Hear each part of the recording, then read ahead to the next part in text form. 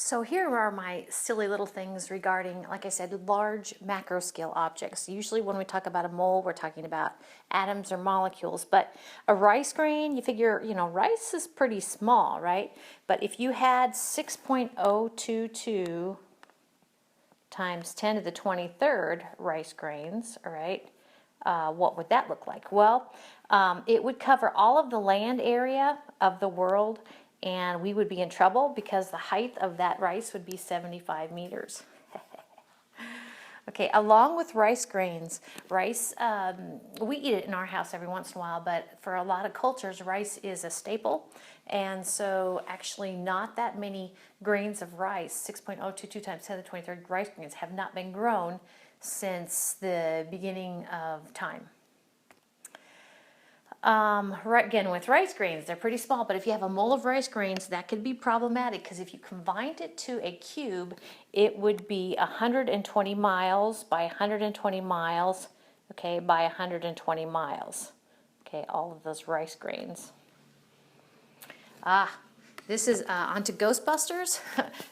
Clear your mind, clear your mind. What are you thinking of? The marshmallow, Stay Puft Marshmallow guy. So if you had a mole of marshmallows, actually that would be problematic because the United States, if they were confined in the United States, would be covered up to a depth of 600 miles of marshmallows. Here in the Midwest, we see a lot of snow, and snowflakes are small, well, depending upon kind of the temperature and the conditions that the snowflake is grown in, but they're generally small. If you have a mole of snowflakes, in general, that would cover, again, the United States up to 2/3 of a mile. All right, so yes, so if we, at the time this was written, if we were to have people on Earth help us count 1001, 1002, 1003, all the way up to a mole. Now everybody's counting that, okay, that number, and that would take 51,000 people on Earth times 51,000, and we could do that, but it would take us 75 years. I think that's cool too.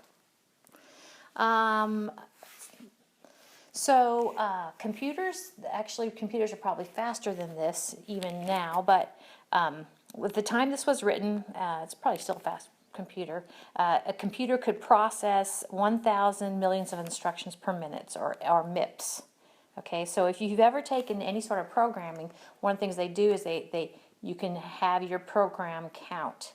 Okay, count, and then you can have it recycle or something like that. But so having a computer count, go through its cycles 1 mole of times at 1 million instructions per second, it would take that same computer it would take that computer 1.9 million years to go through the number of cycles as Avogadro's number.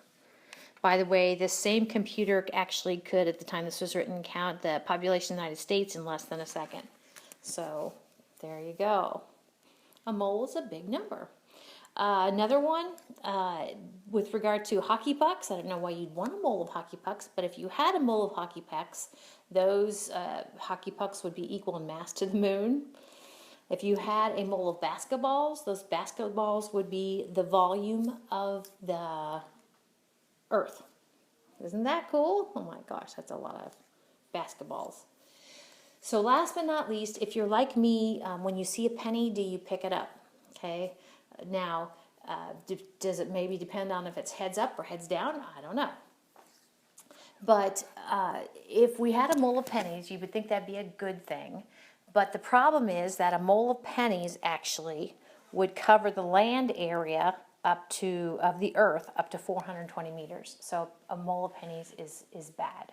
But a mole of pennies, at this time this was written, actually everybody would receive 1.5 times 10 to the 14th pennies. And if you move the decimal place over 2 places, you see how much money that is.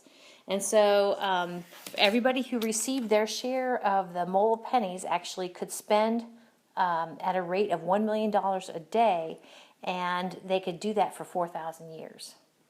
So it's interesting.